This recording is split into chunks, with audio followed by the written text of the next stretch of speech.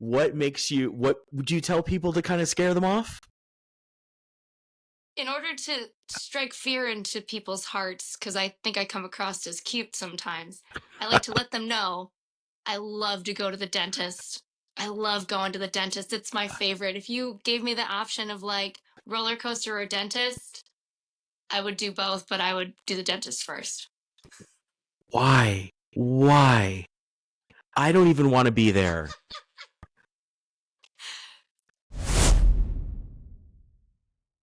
Welcome to the Magician's Workshop. I am Dr. Todd, a lifelong magic enthusiast, and it is my mission to prove that the art of magic is for everyone. Whether you're a hobbyist, a collector, a performer, or simply someone who loves the wonder of a great illusion, this podcast is for you. Join me as we dive into the art, the craft, and the mystery of magic, talking to creators, performers, and industry experts who bring the impossible to life. Because magic isn't just for magicians, it's for all of us.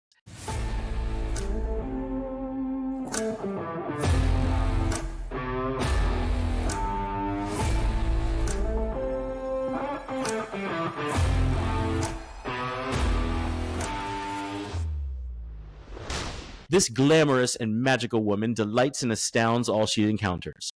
Coming to the art of magic with a background in film and television as a costume designer and a stylist, and over a decade of producing and MCing grand live events, Lindsey Noel brings production value to her performances with beautiful costumes she has designed, multiple costume changes, and detailed elaborate props. Each effect she performs is either completely original or tailored with custom props to be unlike anything else out there in the world of professional whimsy. Reading minds and crafting wild stories, which she invites her audience along for, this magical mentalist has taken the virtual world by storm. You can catch her at the hottest clubs like Zoom. Hello, Lindsey Noel. Hello, Dr. Todd. I hope that copy was okay. That copy, I wrote it, so it's great. Yeah, I was about to say, I think I just went to your website. Actually, I think I just went to your website and copy and pasted. Yes. I didn't ask AI to do that one. Because it was just so good. Intro. It's very outdated. I need to change it, and it's on a part of my website. I am not sure exactly where it's hiding because I've updated my website, but that one still exists because you're the second I had it given to me by someone I was trying to set up a gig with. And they were like, I love your bios so much. It's so fun. Which, thank you. But I clearly need to add things like I've been on Penn and Teller Fool Us, and I perform regularly at the Magic Castle. And at this point, when I go to the Chicago Magic Lounge, I headline. So, and I don't really do the virtual shows if I can help it. I've noticed that. Yeah, we are tapering down the online, but which is I think kind of a good thing because I'm noticing that live magic is back. Yeah. So it's encouraging. I'd rather, now that we can, I was glad for the Zoom during COVID, but now it's like, do you feel like we're kind of back to live shows pre-COVID, or are we still kind of recovering? I think we're still recovering. I would still do a virtual show, and we do have, but my husband's also a magician, so we have a virtual magic studio in the house, in the rooms upstairs, so that we can do them, because they occasionally come through. But I don't want it to be the main thing that people are like, yeah, virtually, I'm all over. We also, it's funny, it mentions Twitch as well. And one of the things I did with Francis Minotti, my husband, and a production team is we made a 10-episode, hour-long television show that we put on Twitch called Magic Story Time. And we would read a short story, not for kids, which obviously this is very confusing because I read the short story to a puppet.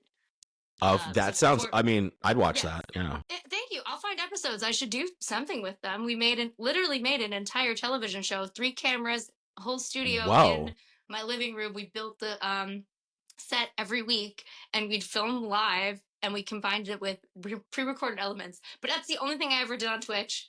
And then I'd stopped. So I made a whole television show. And then, like every great artist, I said, cool, I did it. I'm going to do the next thing, and moved on. Yeah, I feel like our that matches my ADD frenetic energy. Like, okay, I did a thing. Now I'm going to do something else. Yeah, I did it already. Yeah. I don't need to paint Warhammer anymore. I already did that. That's out now.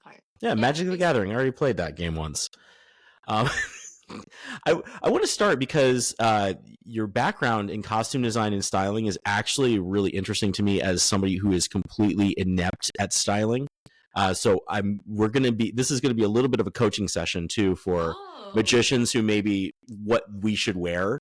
Because you talked to Rachel Wax, she had a background in the industry, but I'm actually really fascinated about kind of what people should wear because it seems like magic for a while it started off as we're just like wizards, and then it was cocktail outfits, and then black tie, then it went to kind of just regular ties and dresses, and now it seems more like you have your Justin Willman and more like everyman. But now I'm seeing kind of, you got people like Kirsten Hendricks who do the whole, like, a costume is really part of their act. And you've got right. you who does a lot of, I feel like costumes are very much a part of your personality. Yes. You know, What anyone wears is a very yeah, large part of their character, right? It doesn't, Carissa obviously has like Lucy Darling is such a large character that it would be foolish to not have her in a costume. And I think there's also a difference when you're talking about something like Carissa's character for Lucy Darling and Rachel Wax as who she is as a character on stage. They're very, very different. One is very set in the now and being there. Kind of what I gather from Rachel is like a pumped up version of her authentic self. that is Whereas exactly it. That's what she said verbatim, right. actually. So Yeah. I've seen her. Rachel Wax Yeah. is amazing. As is Lucy Darling, but it's entirely different. Yeah. It's Lucy is so very different. much like we have studied a certain style of speaking.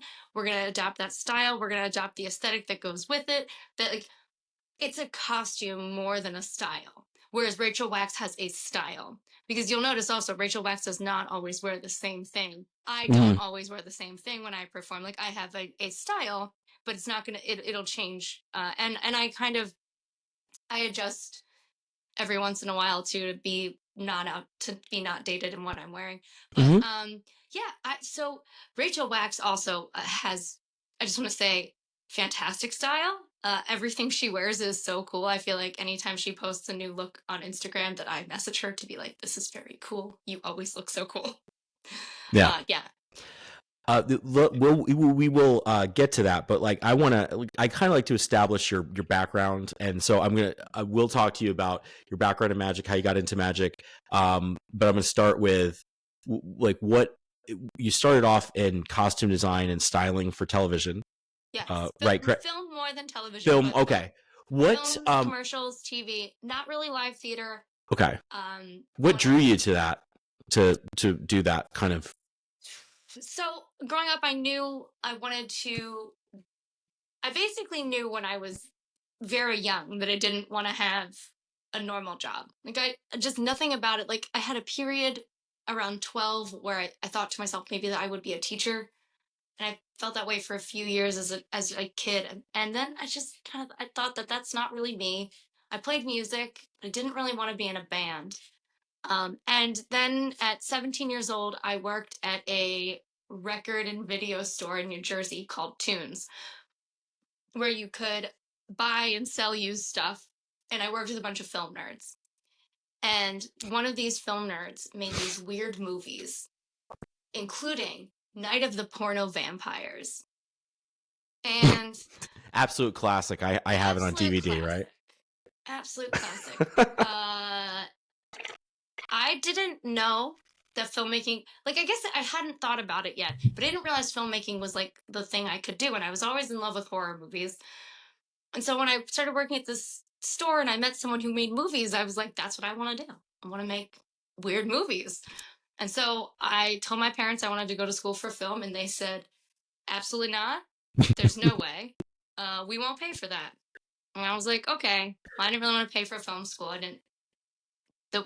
Just didn't seem like a good use of my money. And so I went to school for English literature. Oh, okay. Uh, That took a which turn. Yeah, and so but it makes me great at the costume design, right? Because of not, good at it makes me good at the costume design because Yeah. I am able to look at context clues in a script. I can Oh. take things about assessing character and using symbolism with color and things like that.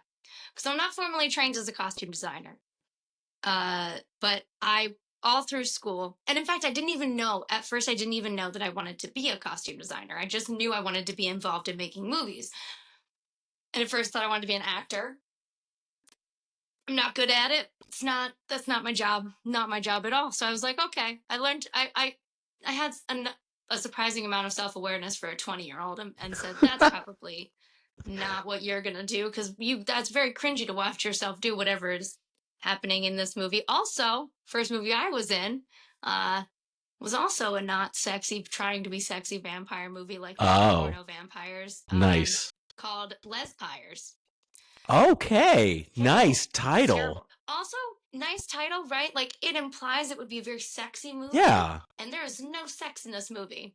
I think I, like, at missed one point opportunity. have, like, a kiss on the cheek with another girl. And that's, like, the level of sexuality that occurs in this film, which is super misleading. Yeah. So, yeah, I was in that movie. I did a bad job. And then I went No, I'm trying to think of what the first movie that I actually did. The first movie I actually did the costume design on, it was earlier than that, so I kind of had an idea that I would like that. But I was 19. It was a short film called Ellie. It's part of a trilogy by the same guy who made Night of the Porno Vampires. Love the title. So he really that was his art house. That was his art house phase. Ellie is the art house. So it's Ellie, and then there's a middle one, and then there's Elmer and Iris. So it's like. Okay. It was a series of shorts that were all about, they were under, like around the 20-minute mark, and they were all about the different ways that love messes you up at different stages of your life. Fair. He was a sad man. I think he's married now and much happier, so that's good. But yeah, you can only hope. I for Ellie did the costume design, and so I started getting into working on horror movies. I did a few in the beginning when I was in that period where I was like still in denial that I shouldn't be in the movie, but I wanted to be in the movie, where I would be like a cameo, but mainly I was there doing costume design, or I did some special effects makeup. When the things are that low budget, there's no stakes, right? So like I just did what I was like, I think I could do that. Yeah, why not? And they were like, sure, great, then do it. That sounds great. Are you free? Amazing. Because for me, I didn't go to film school. I went to school for English literature and interned on sets instead of paying for film school, which I think arguably gave me probably a better education. That's not bad, yeah. But that was never what I was gonna do anyway. Yeah, so it's kind of like you can go to Le Cordon Bleu, or you can find a restaurant where you can work that they can help you, they teach you how to cook. Yeah. Okay. So that was how I got into it, and I did it for many years, and I really loved it. I worked on lots of movies that I am not proud of, and then a few that I think are pretty decent, and I'm happy that I was part of them. One of the last things I did was in the summer of 2019. I worked on the recreation shoots for the new reboot of Unsolved Mysteries. Oh, cool. Yeah, so the first season I did like half the episodes I did the costume design for. Oh, that's so cool. And then that was the last thing I did, because I got older and 12, 14, 16-hour days are unattractive and not fun and tiring, and it just wasn't enjoying. Like, I liked it, but I care about everything I do way too much.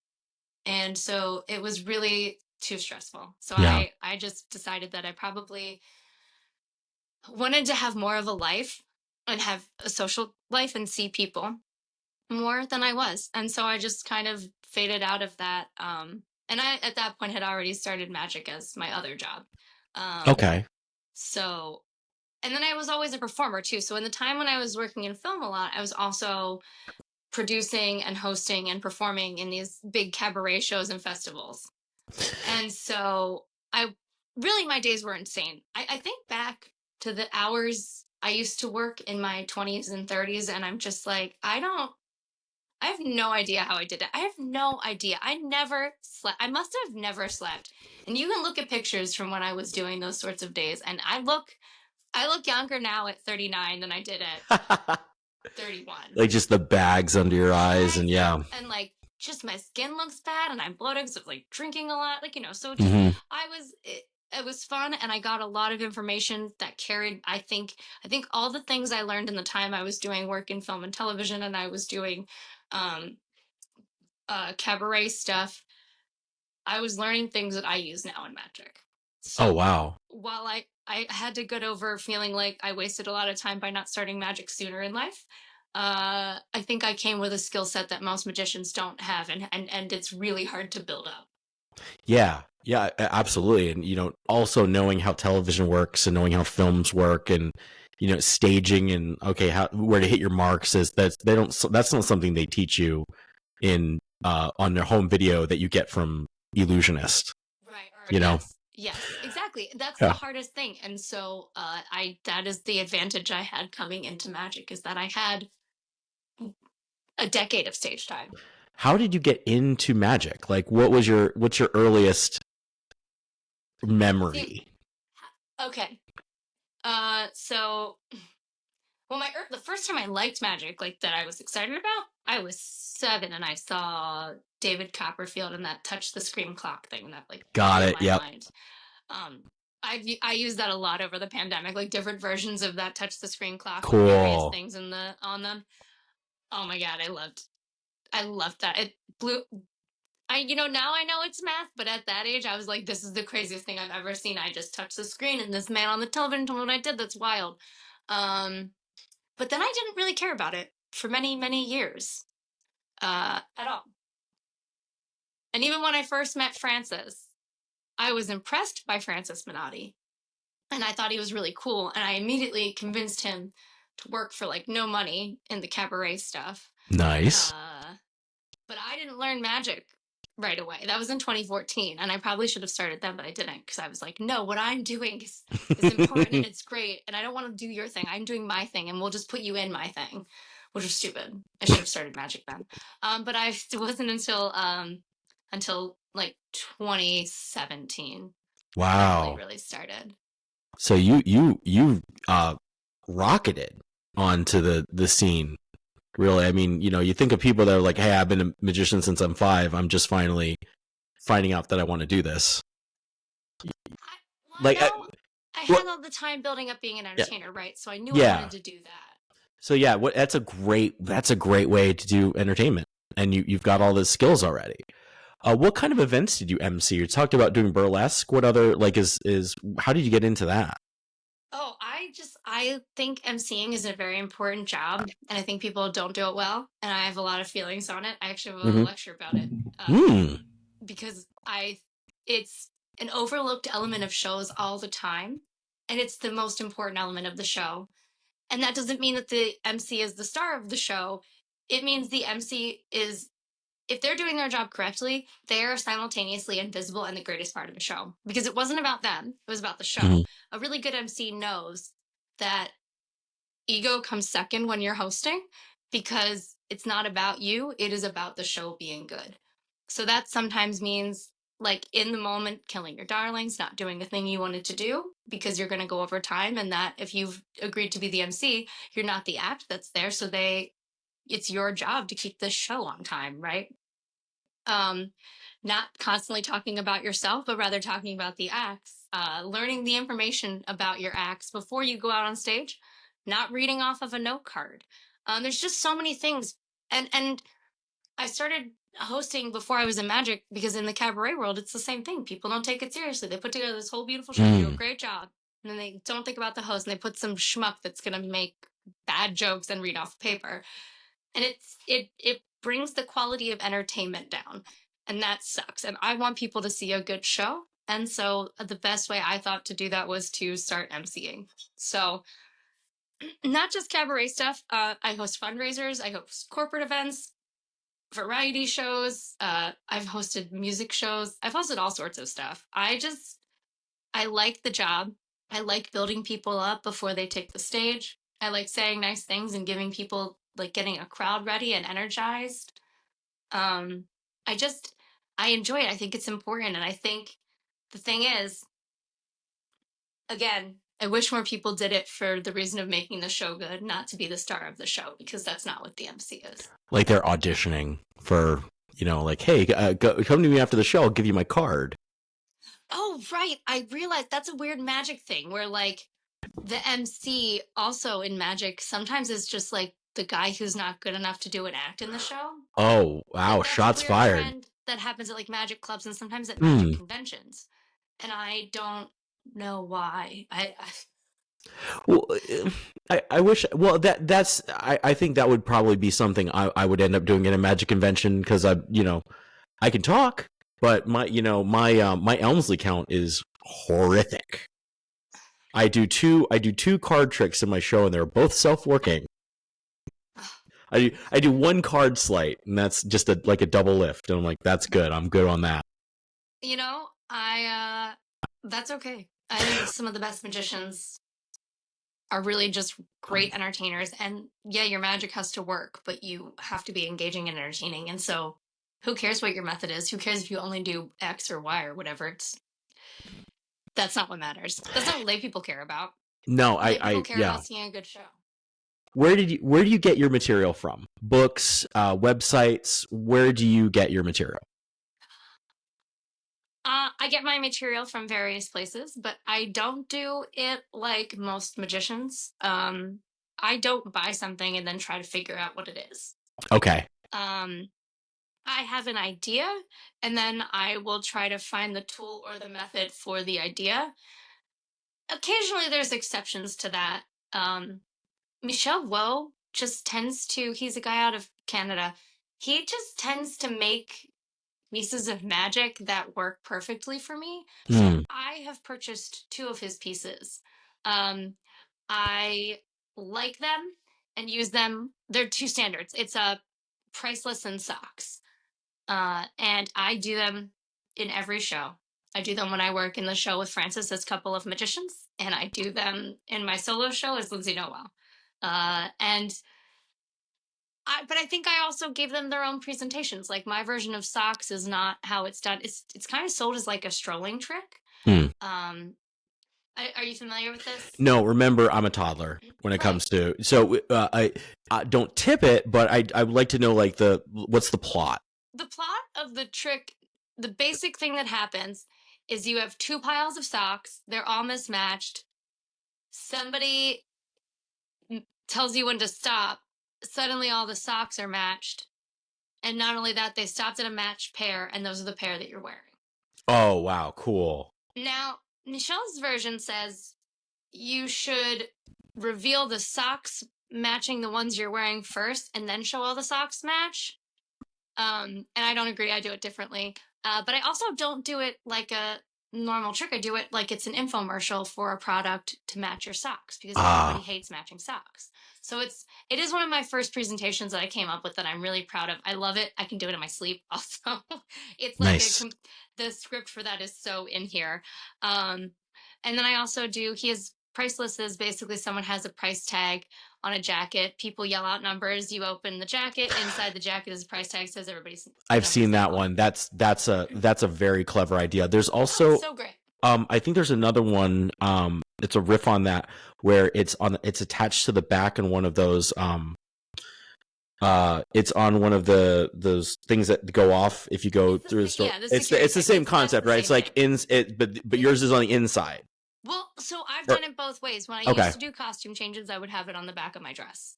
And now that I wear I usually, now the way the bit works is that I put on a jacket to say, you've probably never seen a lady magician before, so I wanted to dress the part. I went out and got this nice blazer. I used to work in film and television as a costume designer, and I was known for never going over budget. I'm what's known as a deal queen. We're gonna go with deal queen. Yeah, nice. But yeah, so then I tell them that I was really good at getting a deal. So then when they say this weird price, it makes sense that the jacket is a weird, cheap price because I only get 3 numbers. I don't get 4 or 5. Mm-hmm. And I 3 numbers with a decimal point, right? So like the number is always like 793 or something. But so those 2 pieces I bought, but then my signature piece is based. It's a version of a trick Francis Minotti created like 25 years ago. Oh, wow. And so I do a solo version of that mixed with a trick called premonition, which is basically someone names a card. You have that card in your hand. because they went through the whole deck and they counted 51 cards and their card wasn't there and you've been holding it the whole time. They name any card. It's a completely free choice. It's not a force. It's really cool. But it's a piece using the guitar, so I play guitar as well. So the guitar gets used in some of my magic. Okay. So that one's original. And then a lot of times it's like, also I take a tool that exists, and create, again, creating your own presentation for it. So I do this one as a drawing duplication, which is, somebody thinks of a picture and we both draw it simultaneously. Love that. Yeah. And that uses a tool that's very basic. That's definitely not, I didn't make up a drawing duplication, but I like my presentation of it. I think my presentation of it is original and fun. I've decided that the way that I do mind reading, because obviously magic always has to have a reason. Yes. The way that I do mind reading is through dance, because dance is a universal language. Oh. The hips don't lie.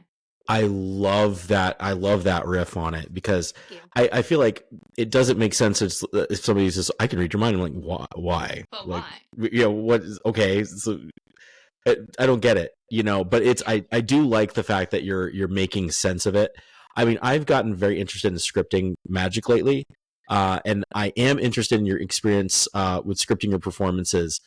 For example, I read, I think on your website where I read that you had help scripting your act for the Penn and Teller's Fool Us.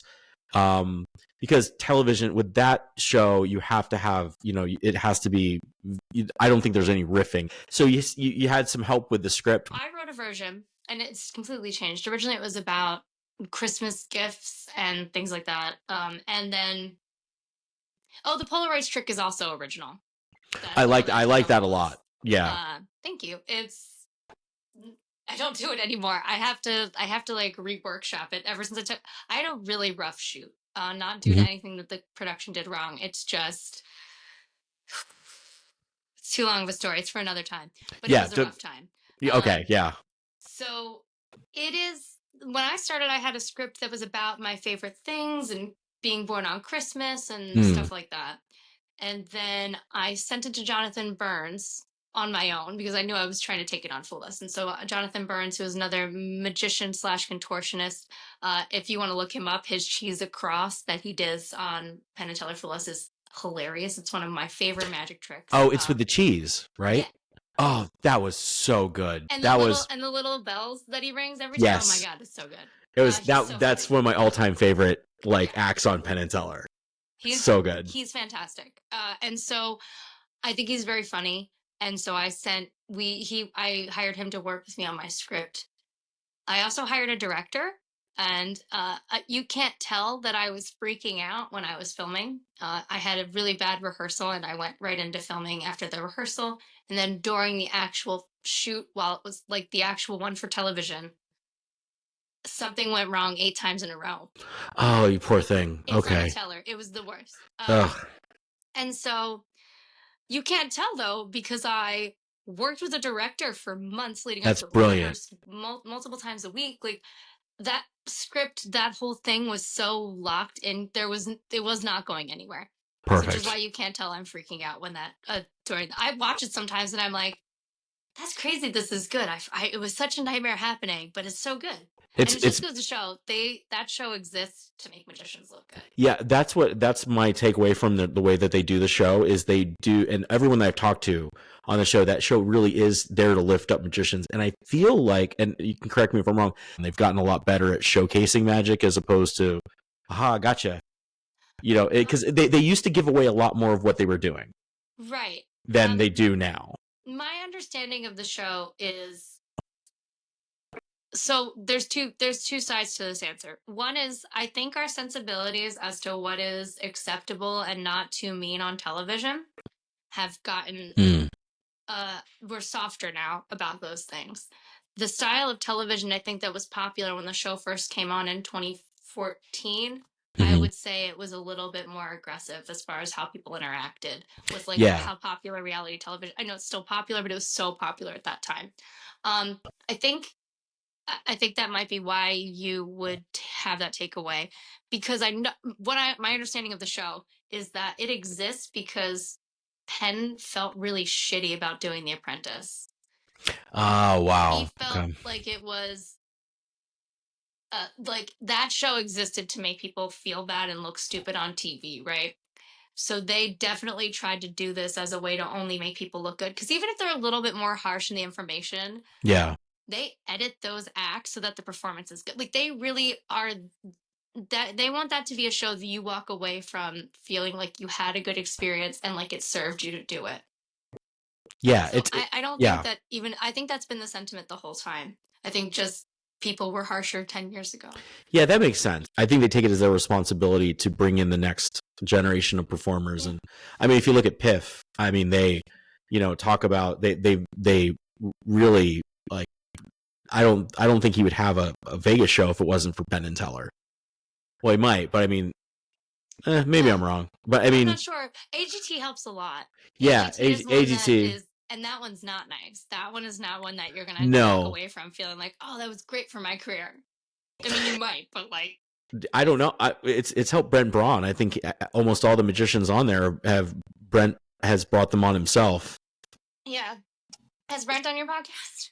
Not yet, but he's one of I'm working on him, but he is extremely busy. He is extremely busy. But yeah, so we got here about asking how I got the material I do on my show. The scripting. How do you approach scripting?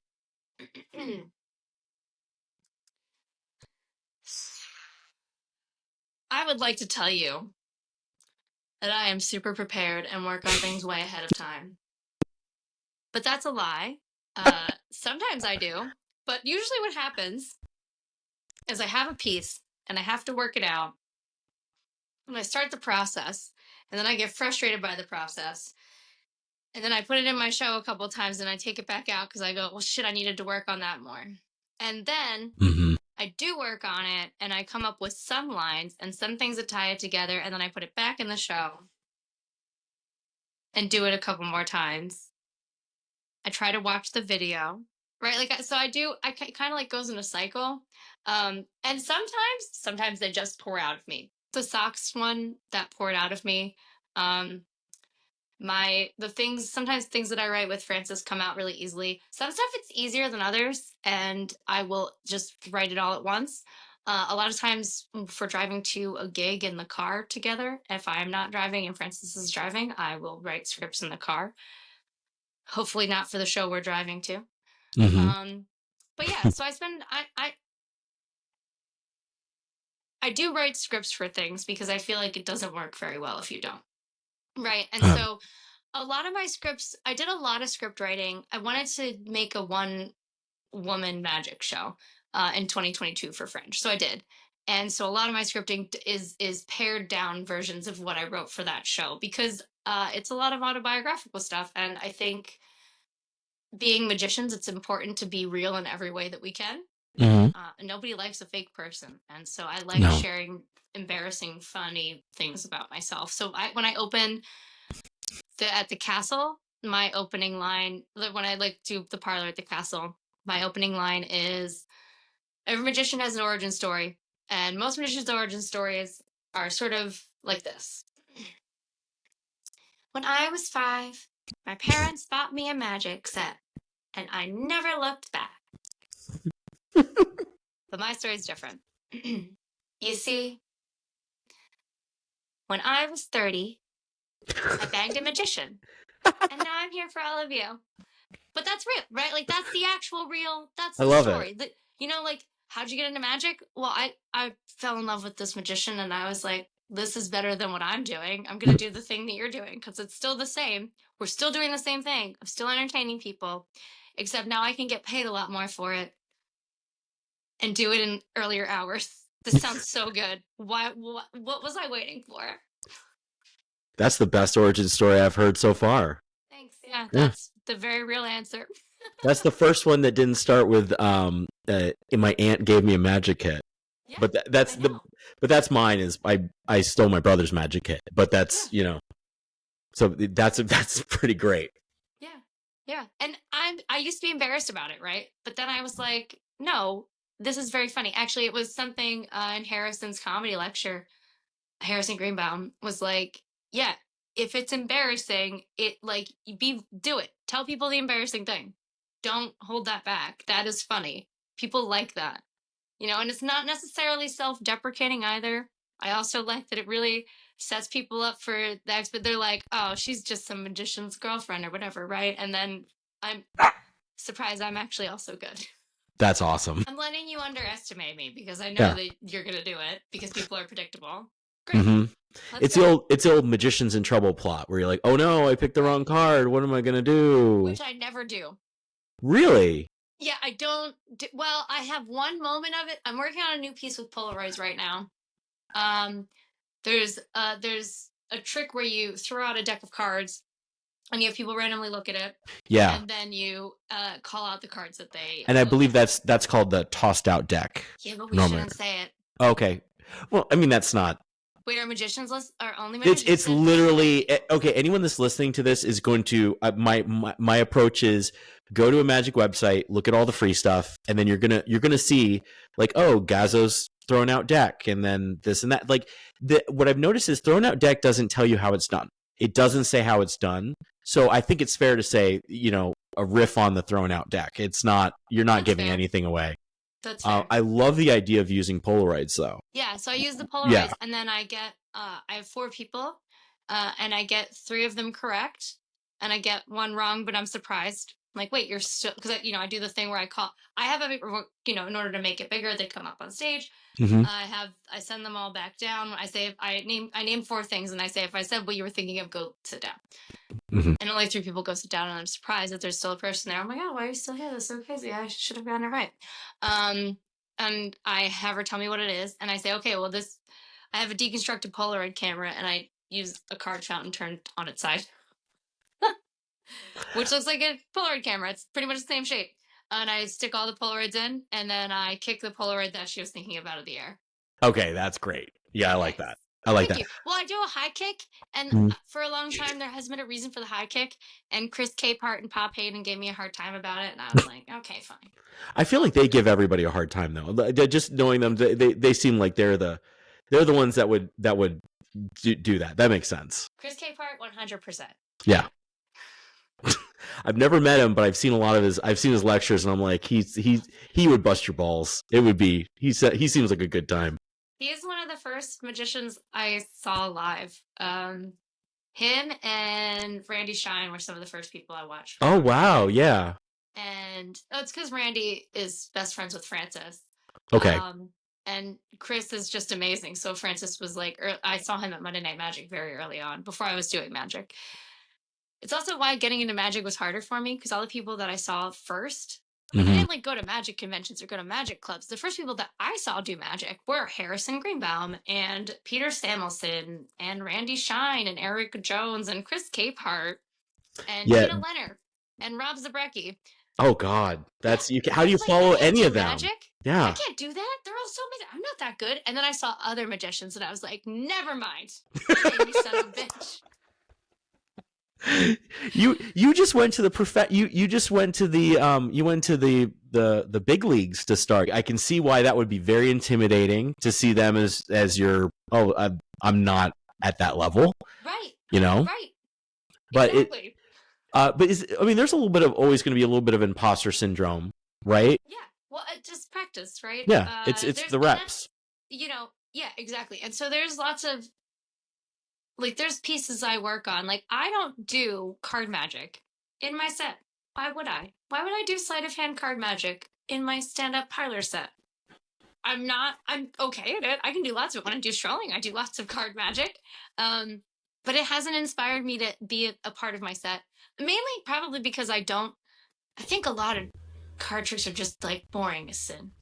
And so I don't have a desire to add them to my show. But they're skills that I work on, right? So I'm working on the linking rings. I work on the linking rings all the time. I don't really do it that often in front of people because it's still a skill I'm working on. There's sleight of hand stuff that just does take longer. And as someone who has a deep respect for magic and doing a good show of any variety, I don't want to do something before I'm ready on stage. Yeah. Now, Francis will sometimes give me a hard time and say that I am waiting too long, and actually, probably I could be doing some of these things, but I just, I don't want to rush into it. So I like that you're erring on the side of caution, because I think one of the big problems with YouTube magicians is the fact that they just learned it and then immediately put it on looking for clout or content, when you didn't need to do that. It just doesn't help anybody. People just see it and go, oh, another bad magician. I don't like magic. Right. Exactly. I'm with you. And I think that people are so about the now that magic is a really hard art to learn, because it's not immediate gratification. You can't decide, oh, I want to do this trick and learn it and then go put it in the show. Like, that's not how it works. You can try and you will regret it. You can be like, oh, I learned this, I can do it, that's fine, I'll just do it. That is not how it works. I kind of I even little stuff, like the disappearing bottle, right? Like, that's a quick gimmick. The new one that came out recently is really good. It's a very, very good. It actually looks like a bottle this time. It looks very, very good. Whoa, okay.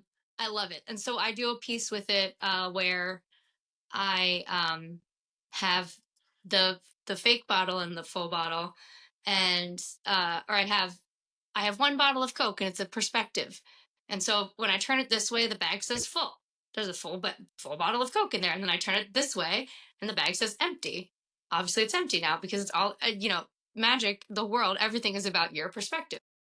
Looks like I lost the signal. Oh my God, the computer's dead. It's okay. I'll do it. That's in the kitchen. Hello. You're back. Hi. You know what? I don't know what it is. That's the first time I sign into the app, it doesn't work. That's weird. I'm sorry about that. That's okay. Do I sound really bad now? No. I'm not using a microphone at all. No, sounds fine. That's crazy. It's the new iPhone. I think I went to see this incredible psychedelic cumbia band from Mexico on Sunday. Okay. Oh my God, they were so good. There was a theremin player and a cumbia. The coolest. What? It was so cool. I'll send you a video. I was shocked at the quality of the video that came from it. Yeah, I'm gonna be honest. Yeah, you sound just like you were on that microphone. Holy shit! It is really good, and I don't usually get that. So that sounds perfect. You don't need the mic. It's great, and it keeps your hands to do jazz hands. I was raised those aren't jazz hands. So I need them. These are jazz hands. I need to do this. I need to do this. I need to make these at you. Oh, are you Italian? No, I'm Polish, but my dad lied to me for like 35 years. My dad really liked making Polish jokes. That's why he had to lie to me about being Italian. Oh, he lied to you about? We're like a little bit Italian, but like not. Yeah. Really. Oh, okay. So yeah, that was I loved pasta until I had to go gluten-free. So no. It's the worst. I don't recommend. It's like the opposite of vegan, where people that are vegan want you to be vegan, where I don't want you to be gluten-free because I need to live vicariously through you. Please eat the breads. Oh my God, eat all the breads. Yeah, eat bread and look me in the eyes, like, do it. Yeah, I'm like, oh, eat that bread like your French baguettes, Jack. Yes. Oh my gosh. Yeah. So sorry, we got. We were talking about scripting. But I was curious, how much of when you're on stage, how much of your routine is the script, and how often do you go off script and improv?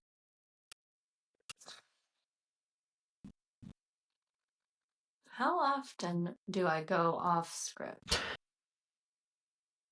Probably it's like 70 script, 30 off. Okay.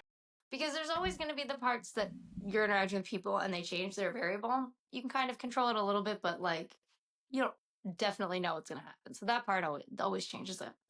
But yeah, I definitely try to have stuff scripted and have an outline of what I want to say.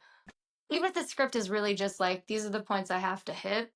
But there's certain pieces that you can't help it. Like once you've done them a lot of times, they are scripted. That's just how you do that piece. Wow. What advice would you give to a new magician when it comes to starting out? Like if you're a brand new, hey, I want to do magic. Thing. My advice for new magicians starting out would be to not buy the expensive thing. You probably don't need it. You think you do, but you don't. You could just use something in your toolbox already. And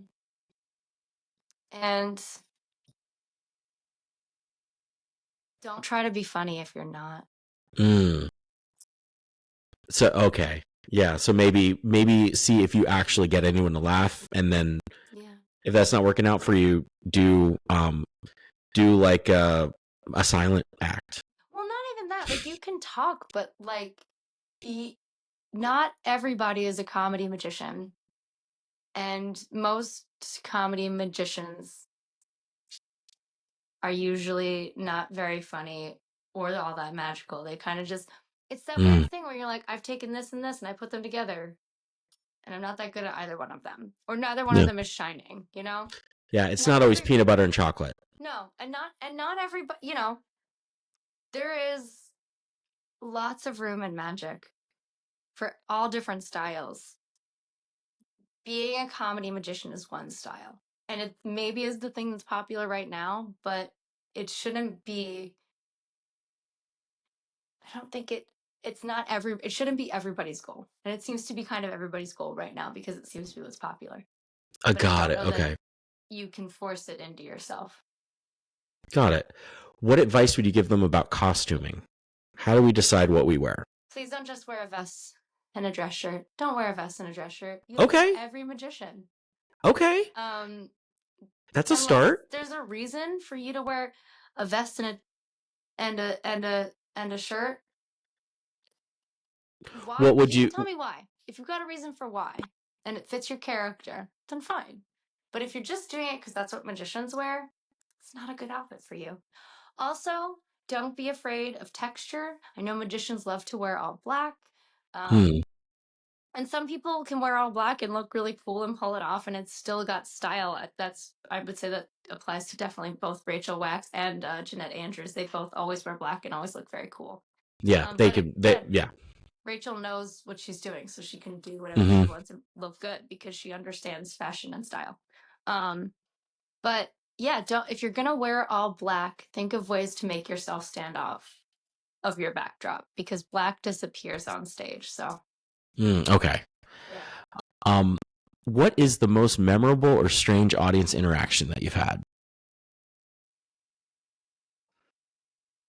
Most memorable or strange? The ones that don't involve lewd comments. It's a family show. Yeah, family show.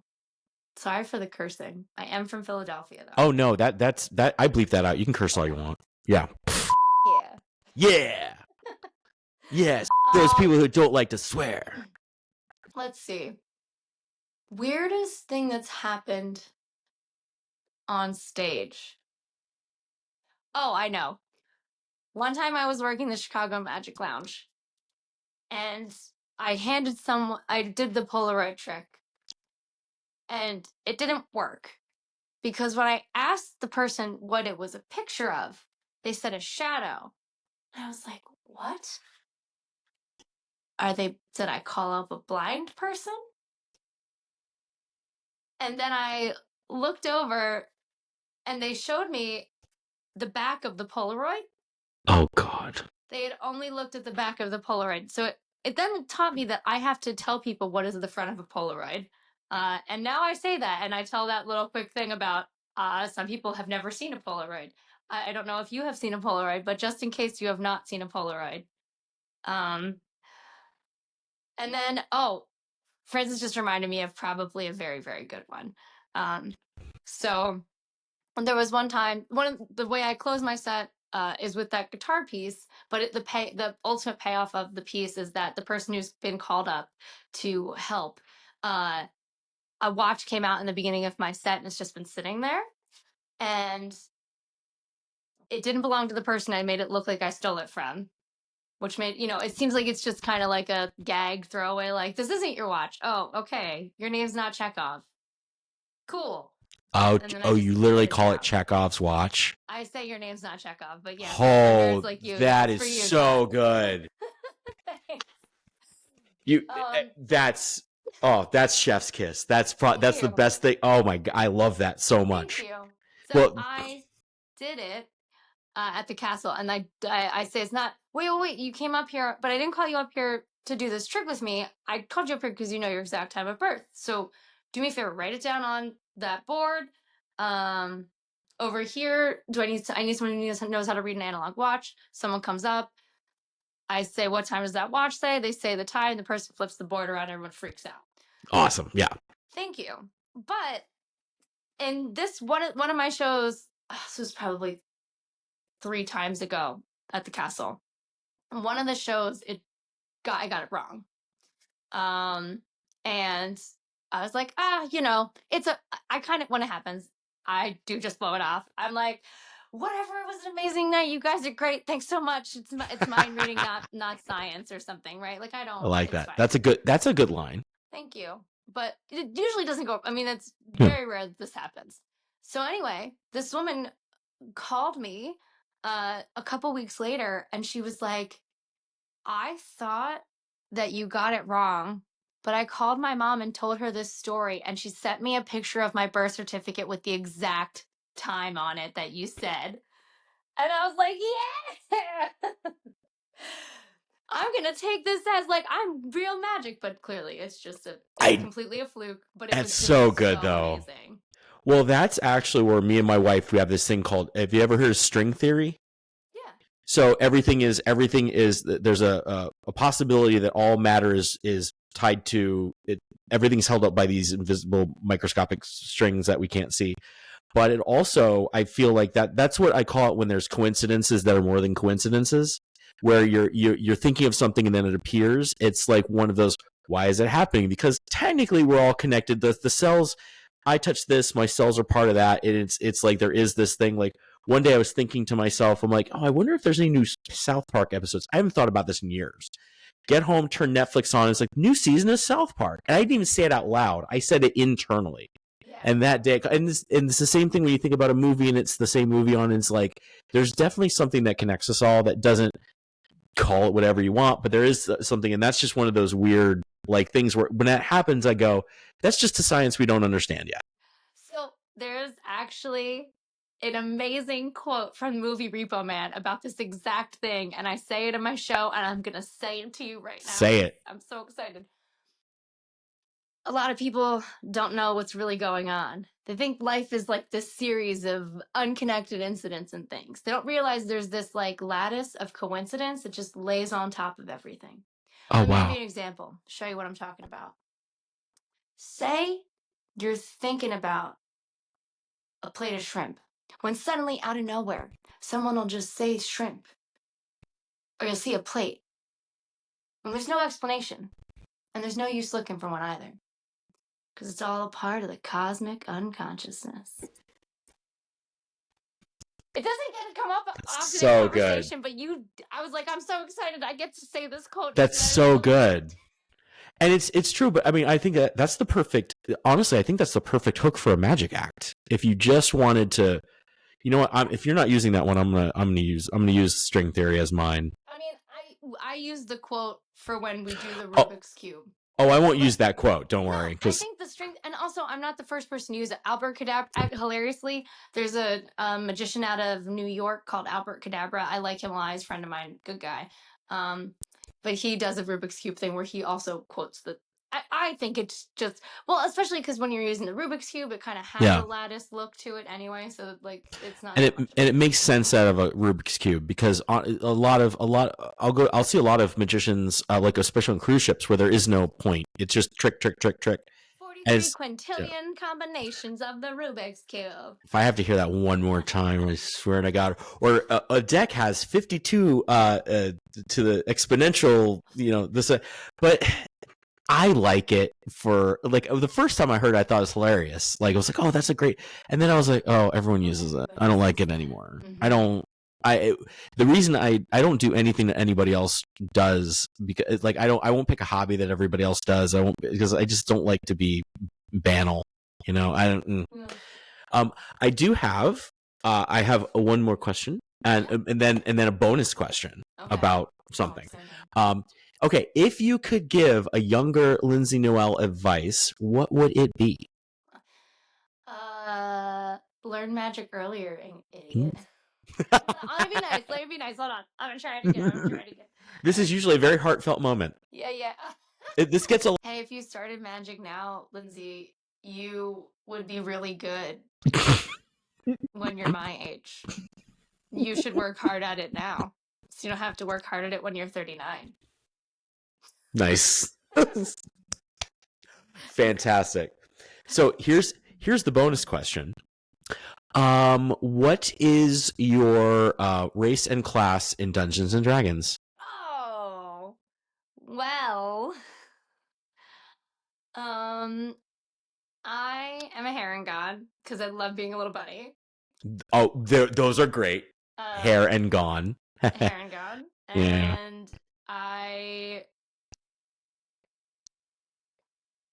am sort of. Oh, okay. It's okay. All right. Well, I'm not gonna send this to my D&D party because they don't know. I have like a secret. What if they watch this? Oh, do you have a secret class? Kind of. I am like a Oh, bard, sick. but also I have the College of Shadows too. Oh, okay. So Yeah, you don't. Yeah. Yeah, so I have like I'm doing two things. Also, my current character's bit is that I am running a MLM scheme for hag oil. Oh my God, I love try that. to sell everybody on hag oil that we run into. But honestly, my DM right now, we fight so many things. Like, there's actually not a lot of. We don't have a lot of like moseying through the woods and BSing with the townspeople. We are really mostly just in dungeons, kicking ass, taking names. Okay. Fantastic. That's my favorite question. You don't meet as many D&D people. You meet more than you used to. Doesn't Carissa play? I don't know. Now I need to find out. I thought they did. And I think Michael Feldman definitely plays. I know he's game and has had one forever. Also, if you need other magicians, I can tell Francis about you. He's been listening to this. Lindsey Noel, thank you so much for your time. I really appreciate you taking the time to sit with us and tell us your story. Lindsay, where can the people find you performing? The people can find me performing. Oh, I'm producing a bunch of shows this month. Oh, great. Okay. Self-produced four-walling at a place called Velvet Whip. Also in Philadelphia. I'll be in Lancaster at a place called Zootropolis. And I will be at the Gem in Spring City on May 1st. Fantastic. I'm doing lots of cruises and then, hey, lots of private things. So if anybody needs, wait, what is happening? What's that say? Oh, I'm going to be at the Chicago Magic Lounge. Oh, when are you going to be at the Chicago Magic Lounge? September 25th to the 28th. Fantastic. That's the spot. I love that spot so much. Yeah. That's awesome. Yeah. So you can find her through her socials. And if you like what we're doing here, please like and subscribe on YouTube so you can watch us in glorious video. And trust me, you want to watch this in glorious video. And then follow and rate the podcast so we can spread the word that magic is for everyone. I am Dr. Todd, and this is Magician's Workshop, and we will see you next time.